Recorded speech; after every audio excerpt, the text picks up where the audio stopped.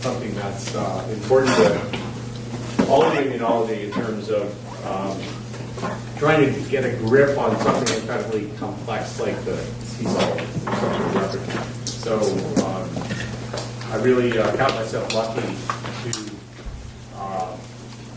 have been Dig's boss, and I'll just let him get on with the show. All right, you're going to be talking.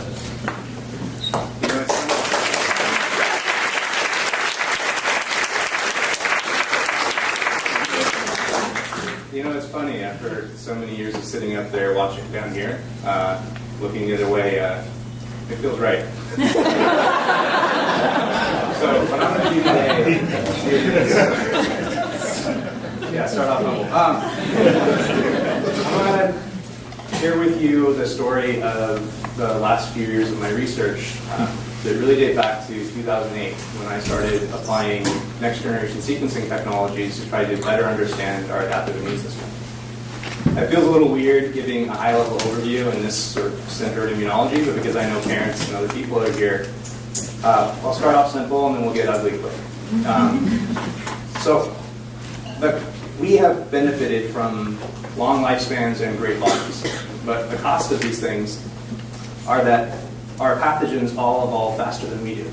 We have to spend years growing our bodies to reproductive age while we're constantly having to fight off an army of viruses and bacteria that can divide, mutate, and evolve within as little as 30 minutes. So to confront that, we produced a special class of cells that can evolve at the pace of our pathogens, the adaptive immune T-cell and B-cell lymphocytes. This is the way the body does it. It's a pretty cool trick. What happens is you have a special part of your genome that can undergo shuffling inside of a B-cell or a T-cell when it matures. And the shuffling process ends up shuffling up a set of B, D, and J segments on a heavy chain, and a VJ on a light chain, beta and alpha for T-cell receptors. And the sites of the shuffling and the composition of the segments ends up folding up to form a structure where 6 loops with a great deal of variability are displayed on the surface. And the shuffling process is diverse enough that even though you have hundreds of millions of B cells and T cells in your body doing this process in parallel, almost none of them randomly create the same receptor. So what you end up with is a population of 100 million different receptors, T cell receptors, 100 million different B cell receptors. And the idea is you're protected by brute force. These pathogens can evolve every 30 minutes, but you've created an acceleration, an evolutionary acceleration system inside of you that's able to create, for any pathogen, a set of receptors somewhere in you, which is able to have molecular pairing, to be able to recognize, bind to, and respond to that pathogen. Now this is a super cool system, but unfortunately that diversity has also made it extremely difficult for us to analyze. And that's been true for every step of the way, from the original discovery of the T-cell receptor to the crystallization of T-cell receptors and B-cell receptors to their genomic sequencing. The underlying diversity has made it hard for us to purify the proteins, purify the sequences, and make sense of that diversity. And that's the story I'm going to be telling you about today. So I started my journey in this area back in 2008. I was working at Mount Labs and Pfizer, and we were using antibody repertoires as a system for discovering antibody-based therapeutics, antibody drugs. And we were also looking at disease areas where the immune system was important, things like autoimmunity and cancer.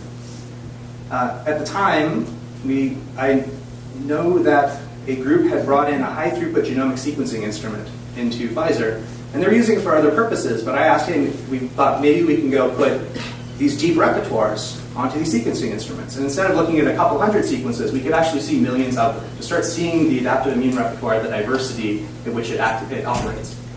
So we did that, and in the process, that first publication, the PNAS from 2009, us and a number of other groups ended up founding what is essentially a field now of antibody and T-cell receptor repertoire sequencing. This was a powerful field because it gave us access to powerful technology, new classes of data that were previously opaque to us when analyzing the adaptive immune system. Consider for years, immunology was heavily reliant on being able to extract out plasma, and then in the mixture of antibodies that occur in your plasma, they could tell whether you had certain reactivities. This is how things like HIV tests are performed, the antibody responsive version. Now at the same time, we could actually take out your B cells or your T cells, sequence millions of the different receptors, and gain a lot of insight over the number of antibodies responding, the number of T cell receptors responding, the amount of proliferation and class switch and affinity maturation.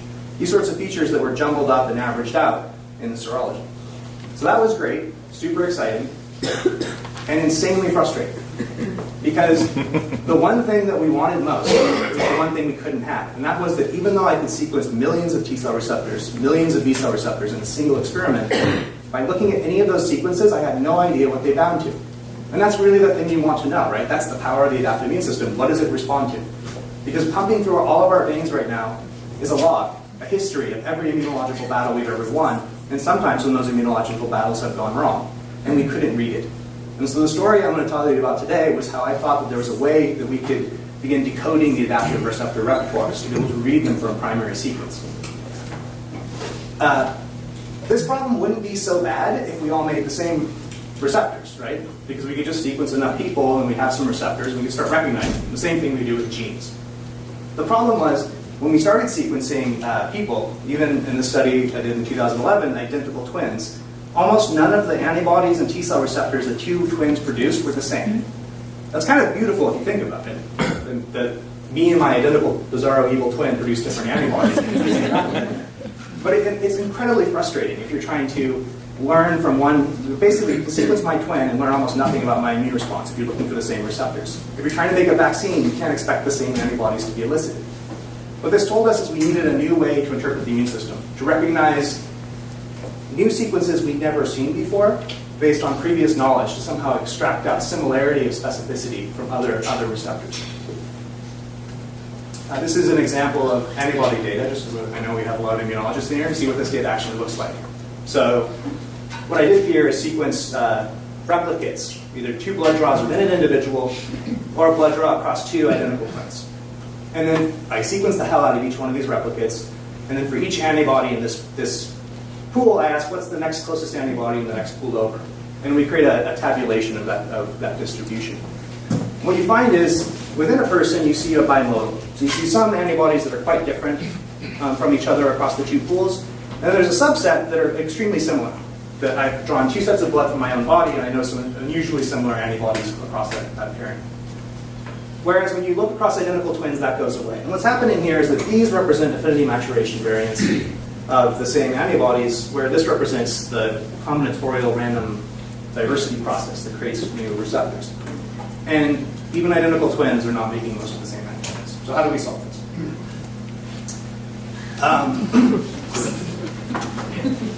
Yeah, you scratch your screen for a while, and the idea I came up with came from a lot of humanization work that I've been doing on antibodies.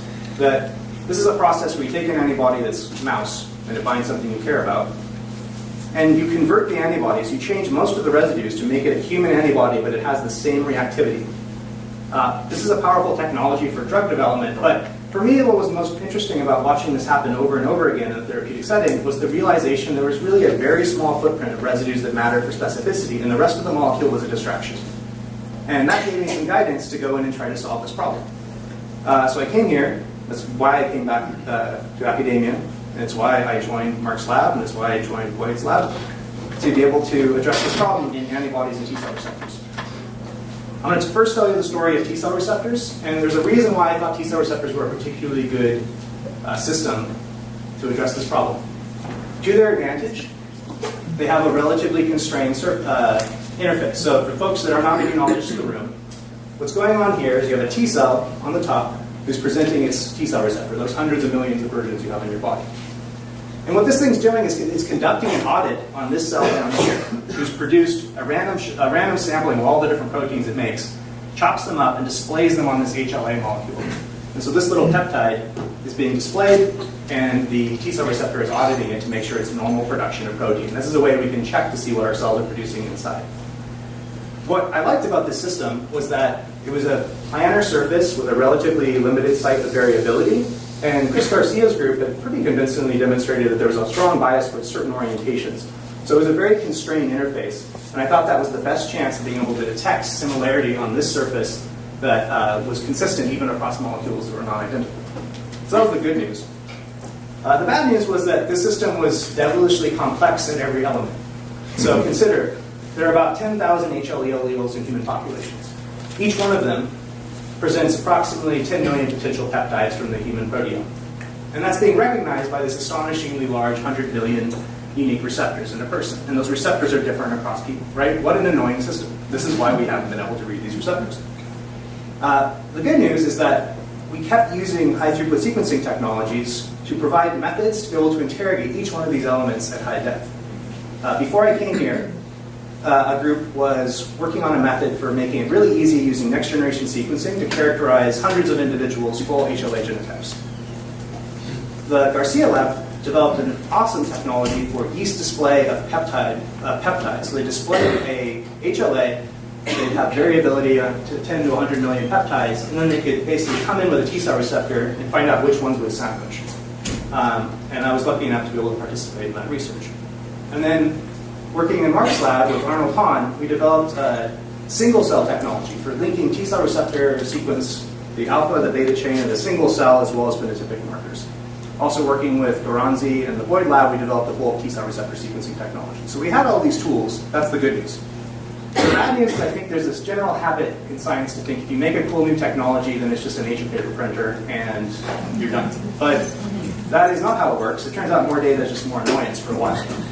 If you're lucky, at a certain point, an inflection point occurs and organizing principles become evident. And that was our hope with development. That's why we do this, right? Is to develop these technologies. We hope that we can simplify these systems with enough examples. So what I did is I went and I took a page from the antibody engineering book, and I pulled down every T-cell receptor peptide MHC complex that had been crystallized and published in public data sources. And I took all that data and I tabulated each position, the probability of contact with the antigen. Actually, we should talk with Christina Pettis, who's here in the audience. This is a heat map illustrating that point, where you're basically saying, on average, for each position in a T-cell receptor, what's its probability of being in contact with the antigen? The antigen is shown in green, the HLA is pointing down, and you can see the heat map of the probability of contact. And one thing that should stand out to you is that of this entire molecule, it's really just those two loops, the L3 or the CDR3 beta and alpha, that have high contact probability stretches, and there's relatively few contacts on any other part of this molecule. That's awesome, because it suddenly narrows a very complex set of sequences down to a few specific positions that might be mediating specificity. The assumption here that proximity is correlated to specificity, something that is often true but not necessarily 100% true. This is the full tabulation from the study. So you can see I've indicated a probability of contact from the 52 examples there on the top right. You can see basically the only high position contacts are short stretches in CDR3 beta, CDR3 alpha, with a few contacts in the first CDR, and the second CDR is essentially performing HLA contacts. This is showing an alignment with an unsupervised hierarchical clustering of the contact profiles. So you're seeing CDR1, 2, and 3 to beta, followed by alpha. What you can see here is that beta is always critical.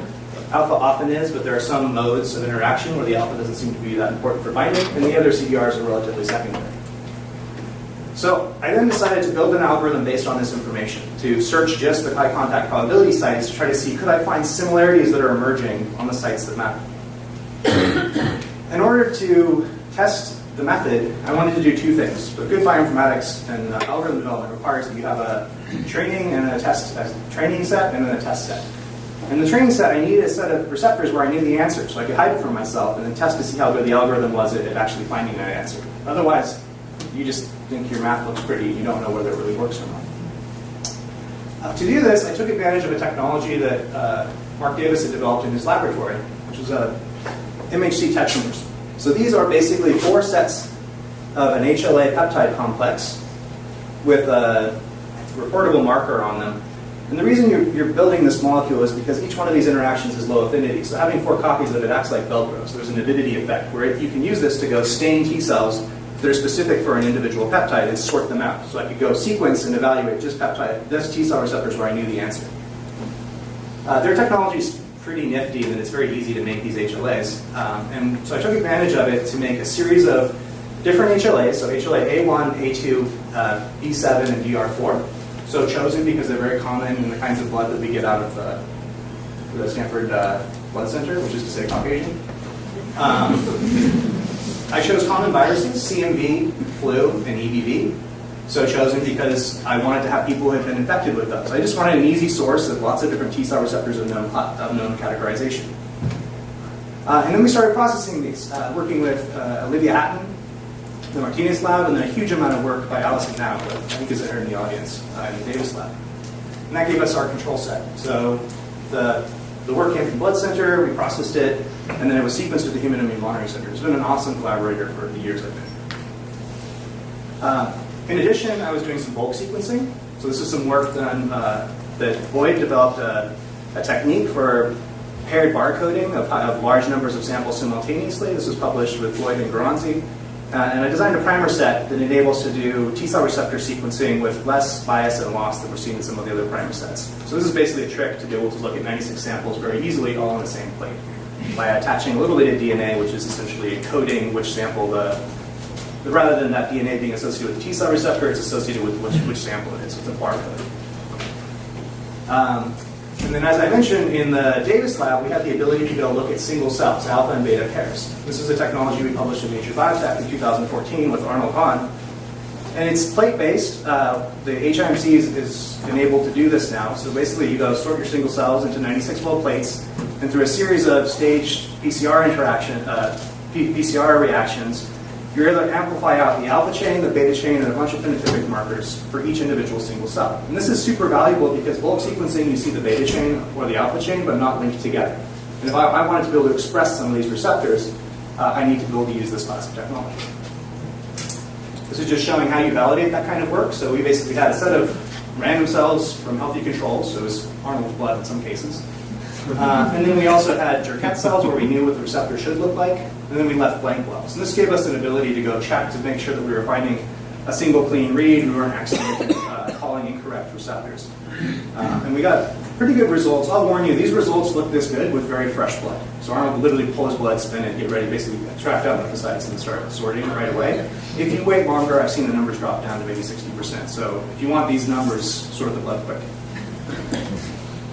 For the phenotypic markers, we checked to make sure that the process was producing as good a result or a similar result to FACS sorting. What we did is we sorted cells that were either high or low for the marker. Then that single cell would get sequenced, so if the transcript was available as mRNA, it would appear later as an amplified product, and its absence would imply it wasn't present in the cell. And we can see, highlighted in red, hopefully you can see this a bit, but we got pretty good separation of those particular phenotypic markers. And it let us go into things that were not easily sorted on FACS as well, like FOXP3. So that was the tech. I had a population, and now I wanted to start asking these questions of could I detect the receptors getting detectably more similar to each other than random receptors that were not specific. And I used two tricks. The first one is the easiest to explain, so we'll start with that. What I did was I said, I bet a bunch of T-cell receptors that are all responding to HLA-A2-EBV peptide, this particular peptide we chose, I bet those are all going to, because they all have to recognize the same peptide, the same HLA, the same orientation, I bet many of those are going to look more similar to each other than we expect by random chance. And the way I test that is that for every member in a set, I ask what's the next closest member who's not identical, and then I tabulate that distribution. And to have something to compare to, I run that same calculation at the same depth repeatedly on naive T-cell receptors. So if I have 100 T-cell receptors that are HLA-A2-EBV positive specific, I also run 100 just random T-cell receptors over and over again. And that creates the following distributions. In black is the unselected set, and then in red you see the selected set, specific for the flu peptide, EBV peptide, CMV peptide, and a DRB4 peptide. And what you see in every single case is there's a systematic left shift. So there's an enrichment in the antigen-specific pools of T-cell receptors that are looking more similar to each other than you'd expect by random chance. That was sort of the smoking gun, but there's also a problem here. If you see things that are identical and you never see things by chance at that depth, you can go, yes, those recognize the same thing. In fact, they're the same molecule, so of course they would. If they're one amino acid difference, then at this depth, you say it's very unlikely to see things that are one amino acid different, so most of these should find the same thing. But once you get to two amino acid differences, even though there's a significant enrichment, you can no longer assert that two members that are that different are binding the same thing. They may or they may not. So we knew we were missing a lot of signal. As a way around that, I went back to the idea that maybe these molecules, the interaction isn't global. It's a limited set of interactions that might just be at these contact interfaces, so those yellow regions that are high probability. And an easy way to ask this is I would basically do a small peptide scan, looking for 3, 4, or 5 amino acids in a row, somewhere in CDR3, and I ask were those peptides, those particular combinations, enriched in the antigen-specific pool compared to a non-antigen-specific pool. And I separated out my subjects, so I had half of my data from one set of subjects, half of it from the other set of subjects separately, and I asked, how are these motifs enriched proportional to what you'd expect in a naive repertoire from repeat random sampling? What we found in every single case was not only would the same collection of motifs end up emerging, these are two different subjects in replicate A versus replicate B against the same specificity, they would enrich the same set of motifs, and even they would be correlated in terms of the relative rate of enrichment of those motifs. That is sexy, because this tells us that we have collections of short motifs that are mediating specificity and emerging above random chance against that specific target. It also structurally makes sense. There's relatively limited regions of contact there, so looking at the whole molecule might dilute your signal. So I subjected my data to a couple different types of tests using this. First thing I did was I asked if, okay, I take all my 8 specificities and I mix them, and I compare that to random naive T-cell receptor pool. And I run an algorithm that uses either just global, just local, or my complete algorithm that I'll call Glyph, and I'll introduce in a minute. And at different amounts of T-cell receptors, how many clusters form. And what we found is that Glyph, the way I parameterized it, does not discover clusters essentially at all in naive T-cell receptors. So it's not finding those clusters that are useless. It does start finding clusters using either a local-only method, a global-only method, and then the combination performs best of all, discovering about 14 to 15% of all T-cell receptors in these groups clustering into common groups of binders, of predicted binders, when you reach about 2,000 cells. Over on the right, you're seeing coloring. This is an example of these clusters that form. The colors represent the different specificities. And while you see that they're not perfect, almost all of the members within a cluster are of the same color. That means that the algorithm is working, right? Because it's useless to you if it creates clusters, but the clusters are of mixed specificity. What this says is that this is now able to grab non-identical T-cell receptors and say, okay, I definitely know these things are all binding the same thing. And it can do that without even knowing what the target is. It just says, I know they bind the same thing, which by itself is powerful, as I'll show you in a moment.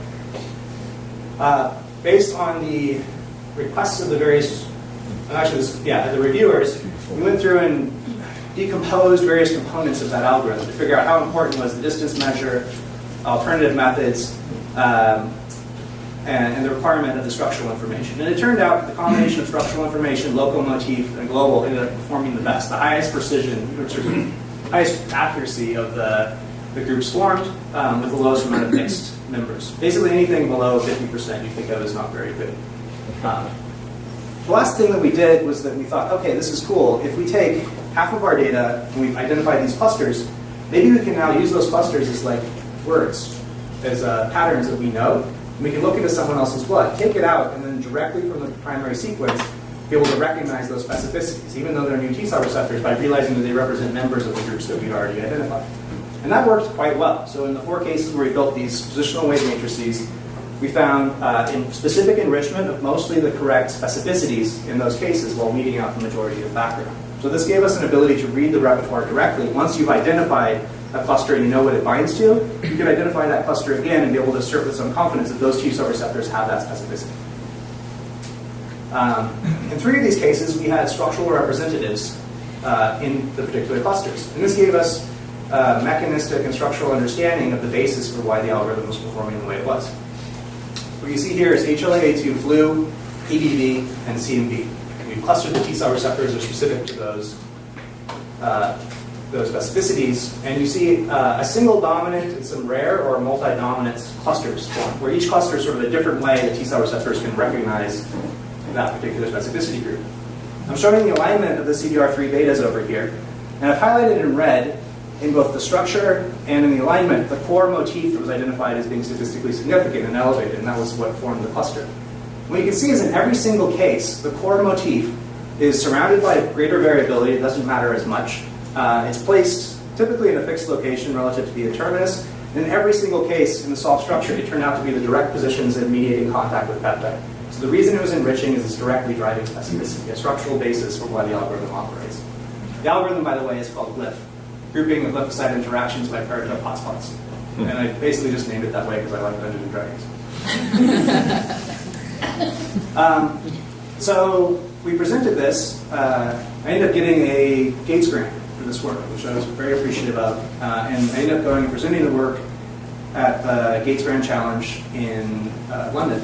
And Bill ended up showing up, seeing it, and he liked something because he doubled our funding afterwards for that pilot project.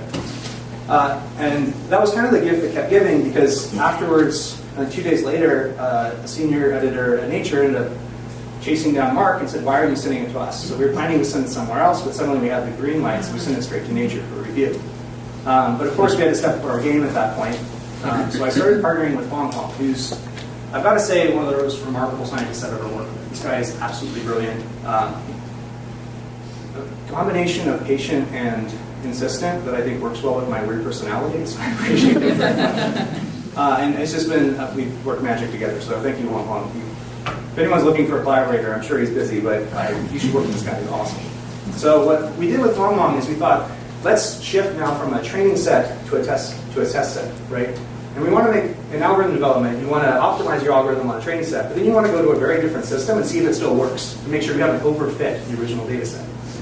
And so to go to a good test set, you want to make it as different as possible. So we shifted from predominantly class 1 to class 2. We shifted from cell types, basically CD8s to CD4s. We shifted from mostly common viruses to tuberculosis. And then an activation system where we didn't know what the antigens were. We don't know what the antigens were. What we had were 22 subjects that have had mycobacterium tuberculosis.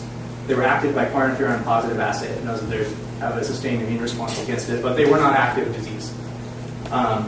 Huang took their cells from these 22 subjects, pulled them out, stimulated them with a lysate, so essentially a tuberculosis juice that you put on top, or a set of limited peptides you put on top that come from tuberculosis. The idea being that will selectively activate T-cell receptors that are specific to something in tuberculosis, even though this is a complex organism. He then sorted out the activated cells onto single-cell plates and ended up sequencing about 6,000 single T-cell receptors using the technology I described. And this process is important because 6,000 seems like a lot. That's a lot of single pairs, but it's tiny compared to the massive diversity of the repertoire, even within one of these subjects. So we needed this process to enrich for the set of T-cell receptors that we thought were disease-specific. We ran Glyph on the set, and it ended up clustering a whole bunch of T-cell receptors, as we hoped. 141 clusters ended up forming, of which I think there were 15 or 16 that were found across at least 3 subjects. We focused on the groups that were found across subjects because we thought we had a trick where we could identify the HLA on the other side of that sandwich if we had multiple individuals in a convergence group. So these are the top 5 groups that we generated. You see the CBR3 beta, and in some cases they were global similarity, in some cases they were formed by local similarity. There's the alpha chain. And over there is their HLA genotype, sequence using those technologies I described earlier. We have all these tools at our disposal, so we can start stacking them together to ask these questions. And the cool thing here is as follows. Normally, you don't know what T-cell receptors bind to. We think we have a clustering algorithm that should define groups that should bind the same thing. Then you don't know what the HLA is, but this is where it gets cool. Because we had multiple individuals in each group, we had all their HLAs, we could dephase it, because the common set of T-cell receptors should recognize a common HLA. And in almost every case, we could unambiguously identify what we thought was the correct HLA. In one case, the HLA that we thought was correct was so dominant, we couldn't detect it enriching above background using the methods I applied at the time, although Andy's got an idea to improve that. That is important because these individuals had 69 different HLAs at a certain resolution, and it was just taking us too long. Even if we expressed these T-cell receptors, which we did, all the ones in green, how do we decide which of those HLAs is the appropriate HLA that's presenting the peptide, right? So this suddenly allowed us to work instead of on 69 different APCs, on one APC at a time. So we tested 2, and by we, I mean very generously we used. Huang did this. And in every case, we were right. That's awesome because now we've got a set of T-cell receptors that we think bind the same thing. We've got a single HLA that presents, and the only open question is what is the peptide? I forgot to expand this, so this is going to be a little hard to read. Up here at the top, you're seeing Hong Kong's data, where he's testing out our candidate APC with the appropriate HLA versus an alternative HLA. And you can see the selective expansion of the column in the middle between the negative control and the CD3, CD28 positive control, showing the correct HLA was popping up in every single case. Once we had that, then we wanted to go test what the possible peptide was. And we had a trick here. Huang had a pool of 300 peptides. So you have the total lysate, which is the entire organism, and then he had a pool of 300 peptides. And he put that one APC, his T cell receptor, he loaded into a reporter cell line, and then he poured that pool in. And if it activated, you know some peptide in that pool is responsible. And so we focused on the ones that we knew somewhere in that 300 was the correct peptide. And we had one final trick up our sleeve, and that is that when you have an HLA, you can predict peptide, how likely peptides are to bind to it. It's not perfect, but it gives you a ranking scheme, so that instead of searching all 300, you can search 40 and save yourself even more time. In practice for this study, we searched everything, but in the future studies, it worked every single time. It tells us that we can basically focus on just the high-ranking HLA binders to rapidly find your peptide. And these are the scans. You're seeing large-scale scans here on the right, where those little bars that are popping up are the increased reactivity. And when you have multiple bars, you can see that those bars represent basically the same peptide, either scanned across it or with subtle amino acid variability. So it was successful in all the cases tested. And even for most of the TCRs in particular groups. So in this case, all 3 TCRs responded in a dose-dependent way. In this case, 2 responded vigorously, 1 maybe did, and 1 did not. So just like the clusters I showed you, most of them will work. Every once in a while, you're going to get a dud. In this case, every single one did too. So this is cool, right? This is a technique to rapidly de-orphan specificity from T cell receptors, starting from just a group of individuals and their genotypes, and some information about what the likely pathogen is. So we sent this in, and we got this kind of cheeky response. The reviewers were generally pretty good, but we got this one cheeky reviewer. It was like, if your algorithm is so good, I'm assuming they're British, I don't know. But they're like, if your algorithm is so good, then surely you should be able to just spit out de novo TCRs that have never been found in nature but have prescribed specificity. And so we had a meeting where it's like, what the hell? But I was kind of bullish about it because I'd done a lot of this work with antibody affinity maturation and stability optimization. And I used this trick called positional weight matrix optimization. And I looked at it and I'm like, I think we can do this. And my thinking was if we succeeded, it would give us like an impenetrable victory for its publication. It's like they can't really do a lot after that if we come back and go, oh yeah, thanks. Actually, we tried to expand the size of the article as a consequence, but it didn't let us do it. So here's how this works. What we did is I took one of the convergence groups. It was that group 2, this one right here, where we had groups of TCRs. We knew they found a common peptide because we tested multiple members and they all found the same thing. So the algorithm's working, now on CD4s, now on mycobacterium, on a whole different system, right? The test case worked gloriously. I grabbed all those members, and I grabbed just the ones with the same CDR3 link because it simplifies the analysis a bit. Because then a stack is equal to an alignment. Otherwise, I have to place amino acid insert sites in certain locations. I extract from that a positional weight matrix. And this is basically just saying at each position what amino acids are found and what's the probability of occurrence. So it's basically a fixed set of residues up till here, and then it's predominantly alanine, but there's some other amino acids present. And the cool thing about a positional weight matrix is that once you have it, you can use it to score any set of T cell receptors to say, what's my score against the matrix? But you can kind of run it in reverse and spit out T cell receptors. So emit random T cell receptors from it, with the highest probability one being the consensus. But then every other possible combination can spit out. You can calculate its probability by multiplying the individual frequencies at each position.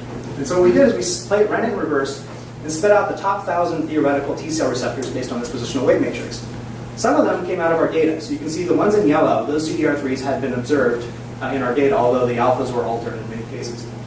But the 10 there at the top, those were 10 that we chose that had the highest scores, better than most of the ones we found in nature.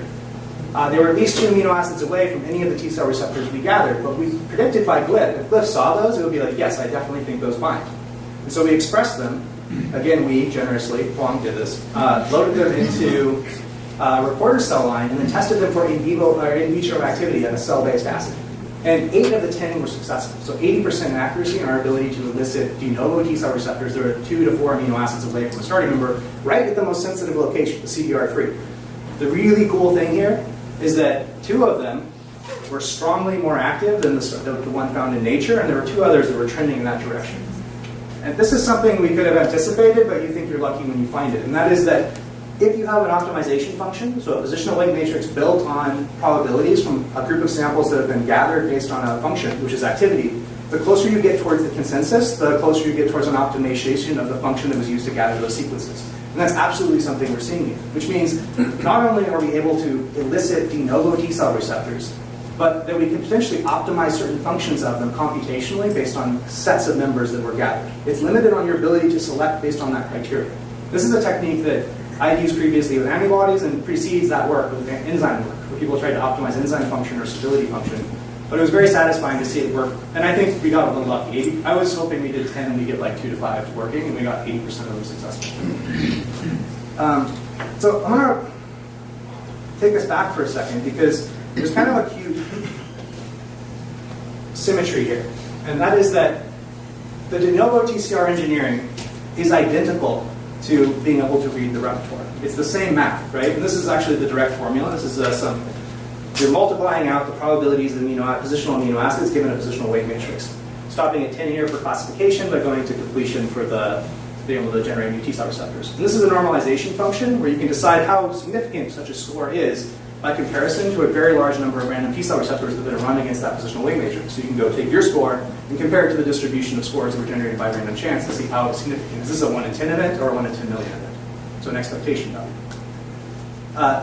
That means that the nice thing about this math and this structure is that it doesn't get worse, it doesn't get diluted the more convergence groups that you have, which means we can build a larger and larger vocabulary over the next few years of more specificity groups, and that improves our ability to take your blood and read thousands of different specificities directly from the primary sequence. It's like, oh, you have EDV. Oh, you better check that out. It looks like prostate. So I'm not looking at anyone. It's like, yeah, right. Scare everyone in the room. But you can start reading more specificity directly from the T-cell receptor population, which gives us access to improved capacity to discover correlates of protection. So let's just summarize. So glyph, step 1, it identifies convergent T-cell receptors across subjects. It doesn't necessarily know what they bind to yet, but it says they damn well better all bind the same thing, or they have a good probability of doing so. Second, it's able to predict likely HLA based on genotypes of TCR contributors. And third, it can rank candidate peptide pools by predicted reactivity to that HLA. So as long as your guess is wrong here, you're kind of off. But it's worked for us all the times we've used it. And if it is successful, it saves you a bunch of time on doing that screening. This is not a wet lab-free solution. You're still going to have to go in the lab and roll your sleeves up, but it saves you a tremendous amount of time, which means it actually activates certain types of experiments that are impractical previously. And then finally, it's a machine learning profile that allows new variants to be recognized from primary sequence. And this is going to get more powerful as more data enters. So that's the work. I'm happy to say it got accepted for publication in Nature, and it's coming out pretty soon. The application of convergence analysis in the years since I've been here has spread out quite a bit. So I've got 28 publications that are complete, and there are a number that are emerging on a number of different application areas. We have vaccine work that I'll show you a little bit about, looking at applying similar convergence analysis to be able to analyze and recognize antibodies that bind the same target. We published a work on allergy and peanut allergy. I've described previously the cancer applications of T-cell receptors that bind the same peptide in cancer. There's applications in autoimmunity. There's a cool study where we're looking at chronic fatigue syndrome, which is a disorder where you don't really know what's wrong with people, but we suspect that there's an immunological component. So we sequenced a bunch of them compared to a bunch of healthy controls, and a subset of them are definitely producing elevated set of convergent T-cell receptors. We don't know what they are yet, but the fact that they produce it is a validation of them saying, people just be like, no, you're just lazy. They're like, no, something's wrong with me. And it looks like for some of them, there's a strong immunological driven component, and it's shared across subjects who are experiencing the same disease. That is super powerful, because this lets us go to a series of diseases of unknown etiological cause. We'll ask, with a quick screen, go, is there a signal there? If not, we move on, because it's cheap to do bulk sequencing. And if there is a signal, it gives us a set of steps that we can engage to be able to rapidly determine what the causative peptide is, and therefore potentially have identification of treatment or avoidance in future populations. Transplant, some work coming out. I mentioned a little bit the peptide MHC pool work. I apply a similar convergence analysis on 2 small panels in that paper. To be clear, this work was Birnbaum, and their group did phenomenal work. But the same kind of math is applicable to the peptides. You end up finding collections of peptides that converge beyond expectation, and it identifies from the background of peptides that were not binder specific, clusters that form that seem to be the dominant recognition of that particular peptide sandwich. We put out a publication on gamma delta receptor TCR showing the same kind of convergence, we found an enrichment of common receptors correlating to enrichment of common phenotypes. So the cells and their reactivity is enriching as they respond towards some sort of mysterious target, which is sexy because with many gamma deltas, there's the mystery of what they're reacting against. And then the antibody work coming soon, some out with Nature Communications by Andy Young, some over described with Yuval and Watson in the Nature Scientific Reports, and then some work that I'm very excited about and will be coming out soon, working with the Boyd Lab on an infection, heart infection. So it's spreading out in lots of ways. It's useful because every one of these components is super diverse, so having a tool to be able to organize groups of things that are not identical but bind in the same way is helpful. This is analogous to homology as a unifying tool in analyzing genes, and now it can be applicable to the adaptive immune system. I'll spend a couple of minutes just making a couple points about an antibody application of this, because A, I think it's pretty cool, and B, you're going to hear more about this kind of work coming from me in the next year. So what you're looking at right here is an influenza particle, the capsid, and surrounding it are about 150 copies of a hemagglutinin protein. So I'm zooming into one, and I'm showing you a couple different ways that antibodies can bind to this, these big blue blobs being the antibodies.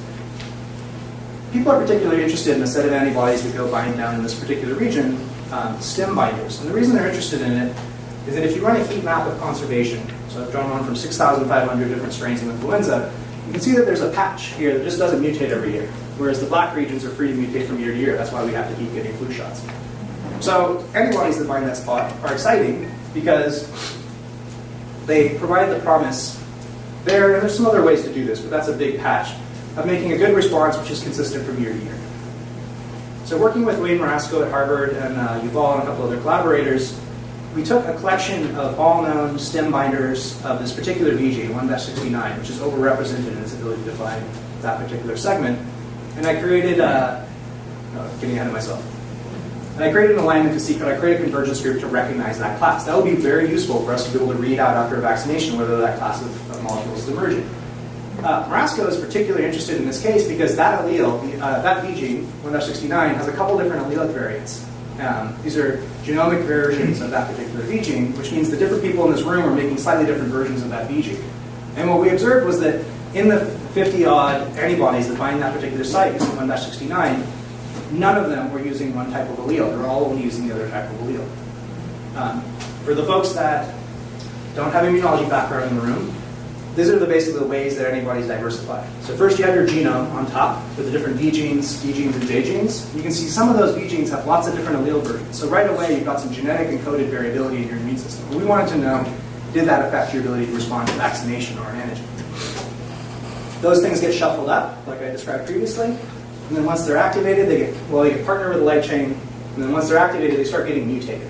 So there's lots of different diversity elements. And this is part of the reason why it's been so annoying to analyze these things. So we were interested in that thing right at the top, which people have been all over in the rest of the immune system, or the rest of the genome, but it's been kind of hard to analyze allelic variability within the antibody repertoire, so people have worked less on it.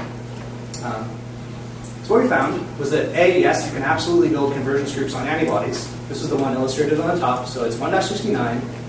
You're looking at CDRH1, H2, H3. This is a differential positional weight matrix. So I subtracted the average affinity maturation, somatic hypermutation variability on 1-69 from against all pathogens, as opposed to just this set. And what it's doing is it's showing there's a couple positions in CDR1 and CDR2 that it seems like are systematically affinity maturing and create frequency in the binders against this particular epitope.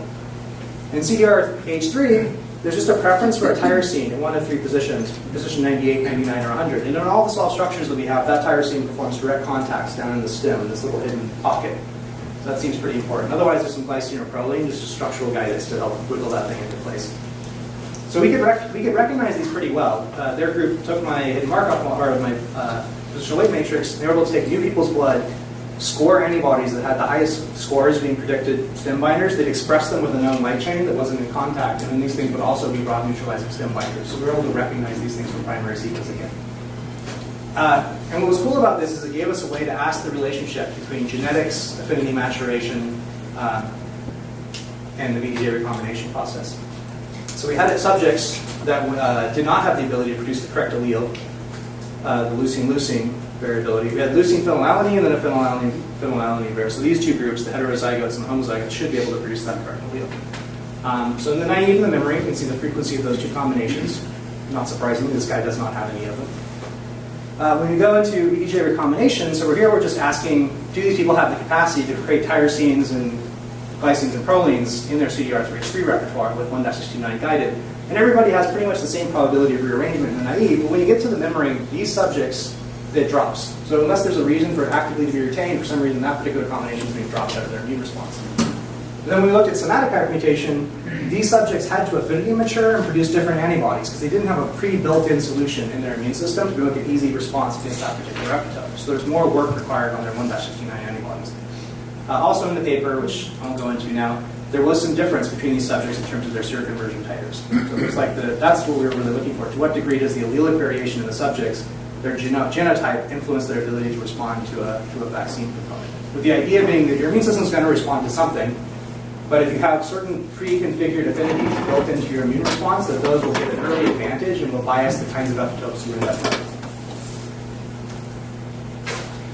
Got a couple other papers on this topic, and I think you're going to see more and more of this stuff come out. To what degree the allele variation in human populations on the IgH locus and T-cell receptor loci influence our ability to respond commonly to common pathogens. So that's the work. It's been cool. It's been rewarding for me because it was such an irritating problem where I was like, I cannot believe water everywhere, but not a drop to drink, right? Millions of these receptors, we could read them, and we didn't know what any of them bound to. And I think we have tools now. Now, we're not clustering all of them, and just because we have a cluster, we don't know what the specificity is, but this is a tool that will grow. We will have databases that will keep gaining more ability to track specificity. We have tools to be able to express these things and even potentially optimize receptors, which is engineering applications in therapeutic space. So with that, I'd like to transition over to acknowledgements to, every paper is a story.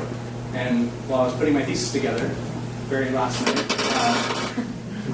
it made me realize all those stories and all those people that made all of this work possible. And it's actually, I got like hand cramps from writing down all those people I had to thank, and I'm sure I've forgotten people anyway, but we'll give it a shot. So first, I'd like to thank Mark. Ishii once said, I love only when a man is written in his own blood. There's Mark getting blood draw right there. But Mark taught me that you don't win a race with clean shoes. If you stop to polish the work forever, you don't get the work out there. Taught me, he's got like a fencer, he's a fencer by the way, so he's got a fencer's talent for being able to go right to the heart of an issue, whether it's scientific or dealing with people, and focus on the pieces that matter. And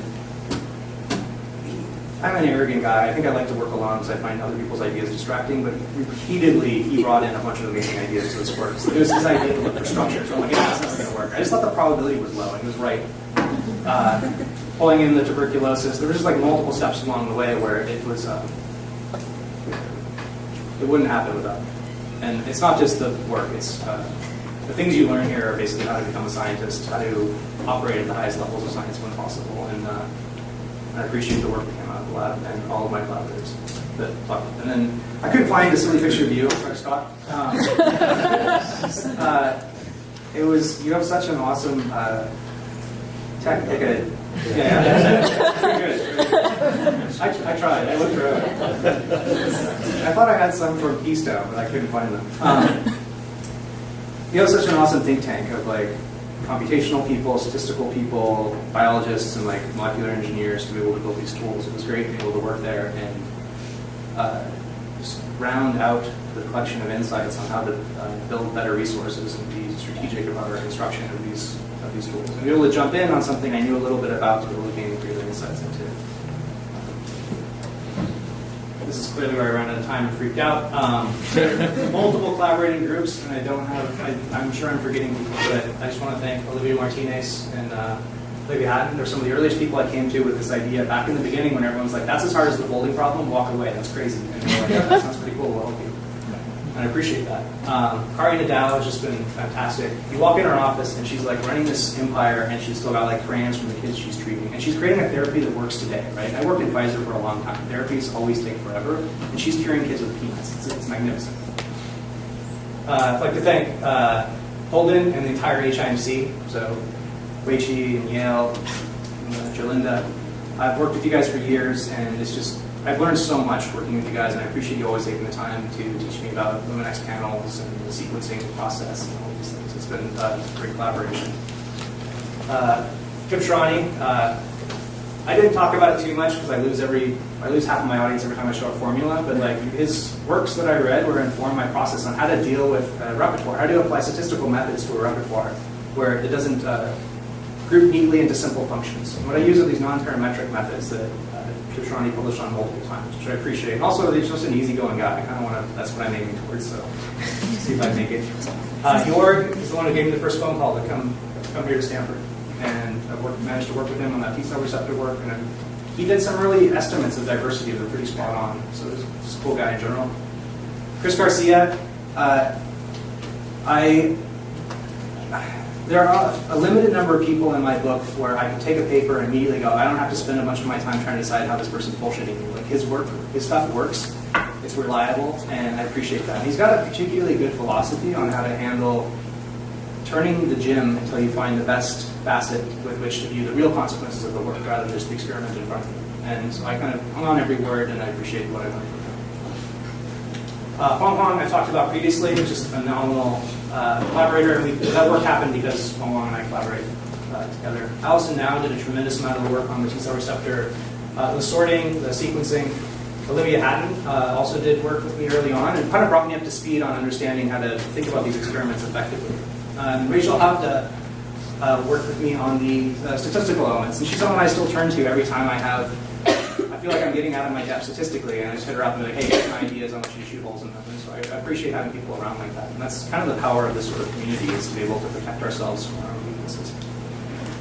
I would be remiss to not discuss my year, the 2012 immunology.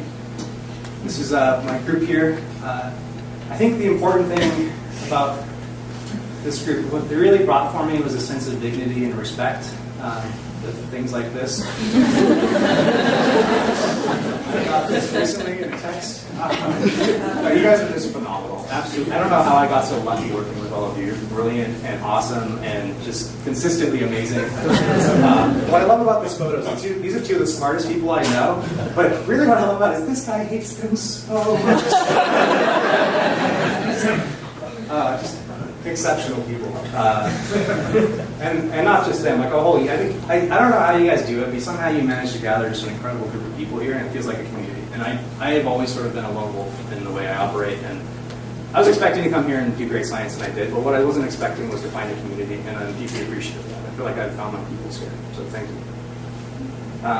Outside of Stanford, there are other people that made this possible for me. So if we're not, I want to thank Arvind, who was my scientific mentor there, as well as many of the other people I did research with. So Jame, Javier, Sausen, Yasmina, Akeem, Andy, and so many others that were just it was an amazing organic team where people could come together and answer questions with a lot of different backgrounds. And it really was what made me be a bioengineer and start making me be a scientist. Where before then I was just a bioinformatician. And I wouldn't be here and wouldn't have done this work if it wasn't for those guys. Over at UC Berkeley, I want to thank Liz Thompson.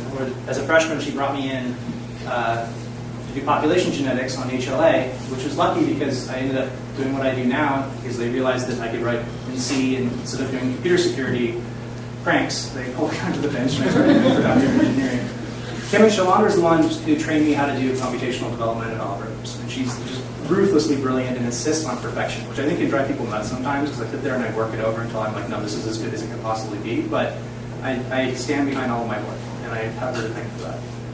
Ben Hartshorn, Vineet, Kumar, and the hackers at 85, they're the reason I'm a decent programmer. I showed up and it was a little kiddie scripter, and those guys were just like, oh yeah, why don't you install Linux? And they just hacked my computer over and over and over again until I learned how to protect myself. But what I appreciate was it wasn't just learning how to program, it was the idea of instilling a discipline of how to abstract properly, how to think long term about by solving one problem well, you solve 1,000 problems that follow.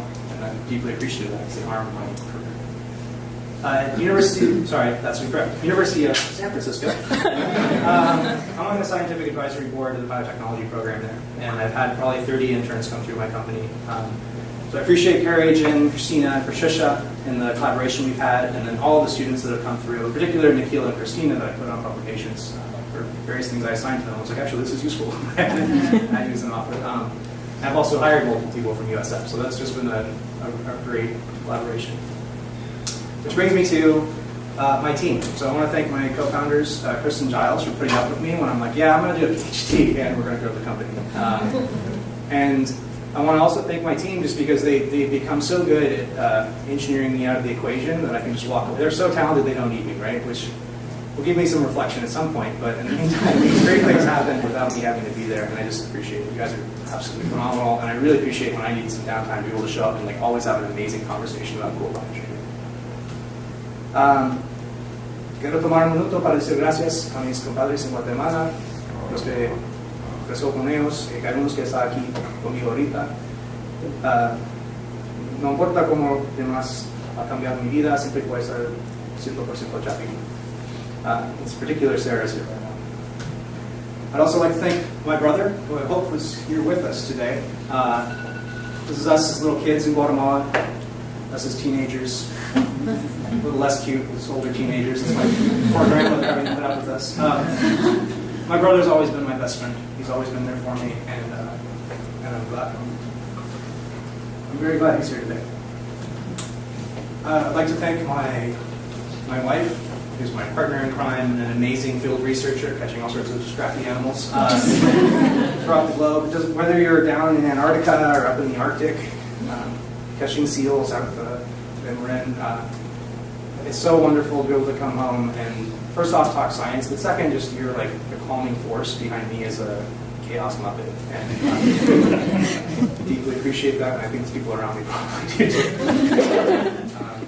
And then I'd like to thank my mother and my father. We live crazy lives, right? We're growing up in a civil war, and they always gave more than they had to make sure I had an education, an exceptional education. They worked for me. They always were going out of their way to like row boats at night across the lake to be able to make sure I could go to school in a better school, or to like, get a tutor when Shirtless Jack, who was a teacher at the time, was like, yeah, I can't teach this kid math anymore. And then just enable every step of the way. And I know you guys took sacrifices, and I appreciate it. This is my father when I was 15. He almost died from an autoimmune disorder, necrotizing vasculitis, and it was I had really bad asthma, and then this happened. Between those two things, I got a weird fascination in why the immune system sometimes fails to protect you. And he got lucky, so he lived. Here's us again. But he would have died a couple years before because necrotizing vasculitis used to be lethal, and then they recently found out you can apply chemo. So it's one of the autoimmune diseases you can actually wipe out the reactivity and restart an effective immune response. So that was always fascinating to me why that worked in his case, but in most cases it did not. And then last, I'd like to thank my grandfather. So my family are mostly artists and vagabonds. But my grandfather is the only other scientist in the family, and he did well for himself. He was the lead engineer on the J2 engines that took the manned moon missions. And it set a hard, pretty high bar to follow. But I always enjoyed talking with him. There were years when I was in Guatemala I didn't get to see him, but when we hung out together, he's like very much a 1950s sort of guy. Like, all right, well, let's talk about business.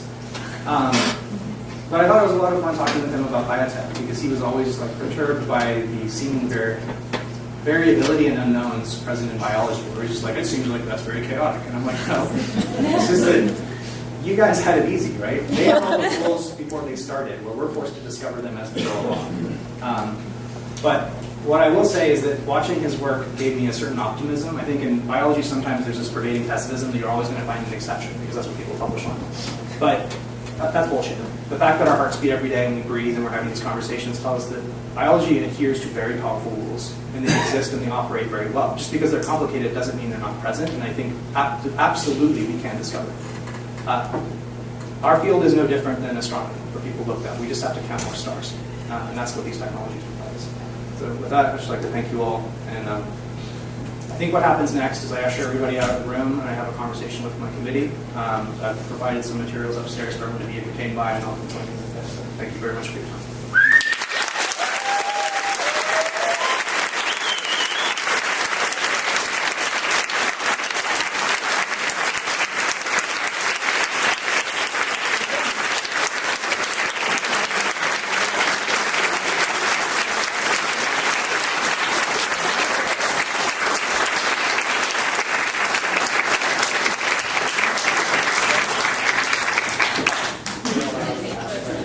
Oh yeah, you guys can ask questions. Sorry. That was a nice trick. Speechless for speechless. Yes. Go TCR, really rash, get greater specificity, perhaps greater affinity, measured by your assay. What do you think, as it compared to the consensus, the patients, what do you think that was found out of the Sure. So the feature that we saw was greater activity in the cell-based assay. And that was the same feature with